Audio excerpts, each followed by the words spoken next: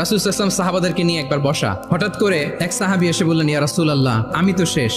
রাসূল সাল্লাল্লাহু আলাইহি ওয়াসাল্লাম বললেন, তুমি শেষ, তোমার আবার কি হলো? তো সাহাবী বলেন, আমি রমজান মাসে দিনের বেলায় আমার স্ত্রীর সাথে ফিজিক্যাল ইন্টিমেসিতে চলে গেছে ভুল করে, আমি তো আমার স্ত্রীর সাথে মেলামেশা করে ফেলছি, এখন কি করব? তো এটার আবার একটা বড় পেনাল্টি আছে, আপনারা যারা জানেন যে ইচ্ছাকৃত রোজা ভাঙলে কাজাও করতে হয়, কাফারাও দিতে হয়। কাজা মানে একটা রোজার জন্য একটা রোজা, আর কাফারা মানে হচ্ছে আরো 60টা রোজা রাখতে হবে। কয়েকটা জিনিস আছে, বেসিক্যালি 3টা। তো রাসূল সাল্লাল্লাহু আলাইহি ওয়াসাল্লাম তাকে বললো যে তোমার তো পেনাল্টি হয়েছে, তুমি তো বড় ভুল করে ফেলছো, তো তোমার কাছে কি এরকম কোনো দাস আছে যেটাকে তুমি আজাদ করে দিতে পারবা, মুক্ত করে দিতে পারবা, তাহলে পেনাল্টি আদায় হয়ে গেল। সে বলে, ইয়া রাসূলুল্লাহ, না, আমার তো এত সক্ষমতা নাই, আমার কাছে তো কোনো দাস নাই। তো রাসূল সাল্লাল্লাহু আলাইহি ওয়াসাল্লাম বললেন, তাইলে তুমি টানা 2 মাস রোজা রাখতে হবে, তাইলেও পেনাল্টি হয়ে যাবে, আদায় হয়ে যাবে, পারবা?